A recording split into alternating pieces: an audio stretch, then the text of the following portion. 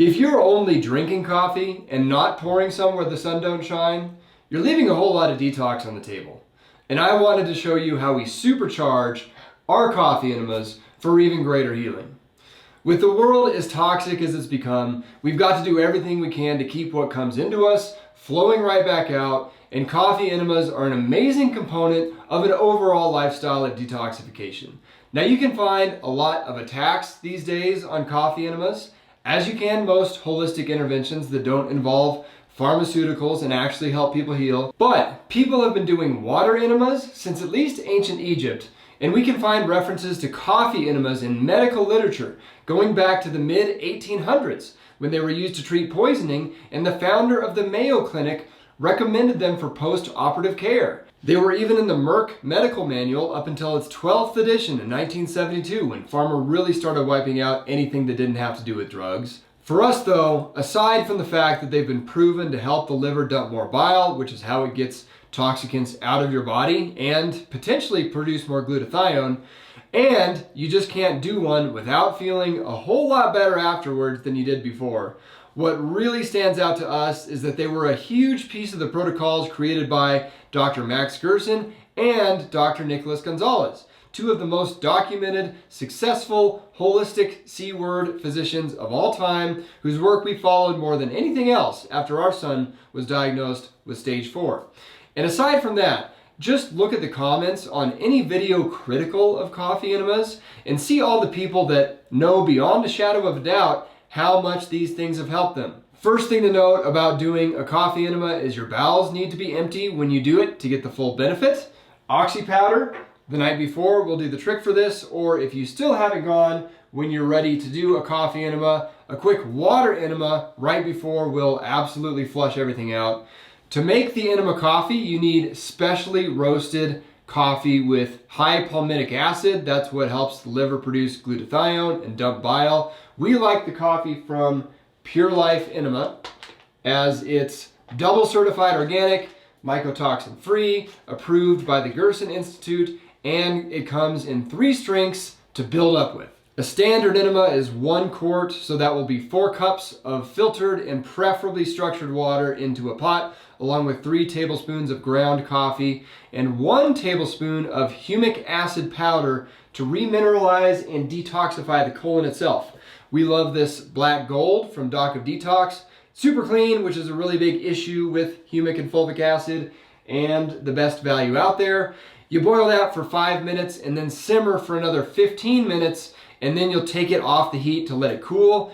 You just want the water to be slightly warm when you actually do the enema, because if it's all the way cold, it's a bit of a shock, but definitely not too hot for safety reasons. I like to make mine in the morning and just keep it on the stove warmer until it's time to use. You can also just warm it back up a little when it's time, or if you're making the enema right before it's time to do it, you can stick it in the fridge or use a few ice cubes to cool it down faster. Once the liquid is cool, we add a dropper of liquid fulvic acid for extra mineralization and colon detoxification. This is also important for mopping up the toxicants as your liver dumps them so none get reabsorbed.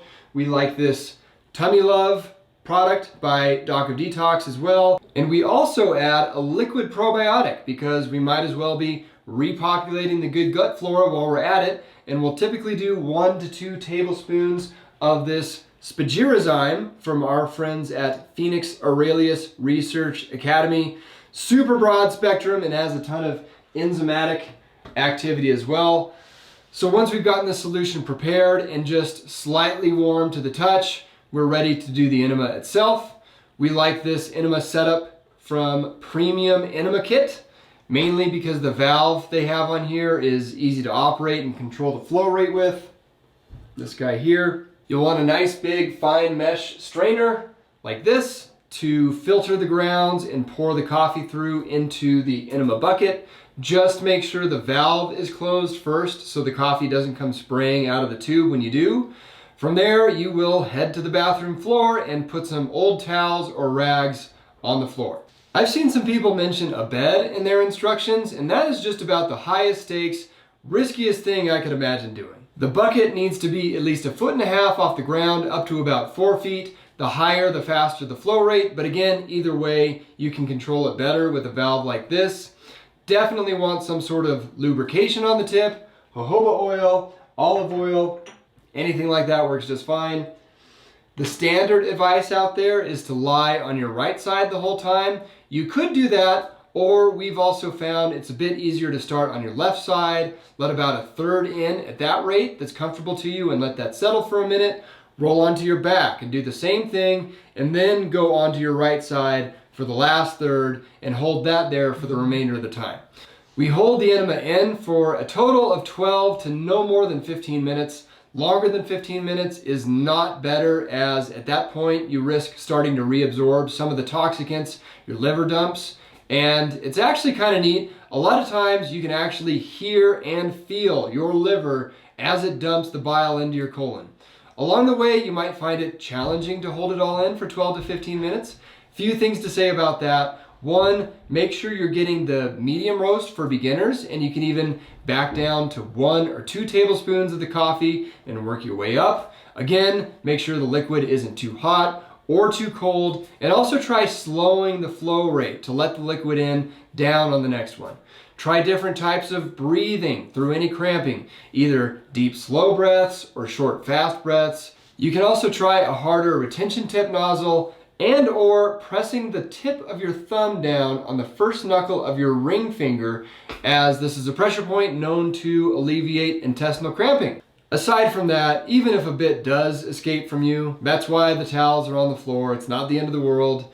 You're still getting the benefit of most of it still being in there, and you'll get better over time as your body gets used to it. For extra credit, over the last few minutes, apply a handheld massage gun to the liver to further stimulate it to dump all of its bile. Waddle over the toilet and feel yourself instantly lighten your toxic load. And again, there is no question that you will feel like $1,000,000 after doing one of these and immediately planning out the next time you're able to do one. You'll definitely want to clean off your kit after it's done. Our favorite cleaner for just about everything is this P-Squared Probiotic Power, as it's got enzymes to break down biofilms and reintroduces good bacteria back into the environment. Only thing left to talk about is how often to do them. That really depends on your situation and goals, etc. When people are doing the full-blown Gerson therapy for reversing chronic conditions and drinking the dozen juices a day, among other things, they're doing 4 enemas a day. So I'd say that's probably your max if you've got the time and dedication to do that. You just want to be sure, in that case, you're getting plenty of hydration, minerals, and nutrition, because you're going to be dumping a whole lot in that case. Some people with a bit less severe of a situation will do 1 a day, others will do 1 a week as more of a lifestyle of detoxification maintenance measure, and even once a month is still amazing compared to not doing them at all. If you want more on how to go all the way with your healing and prevention and do everything you can in a way that you can actually implement and feel good about, subscribe, turn on notifications, all that good stuff, and we'll see you on the next one.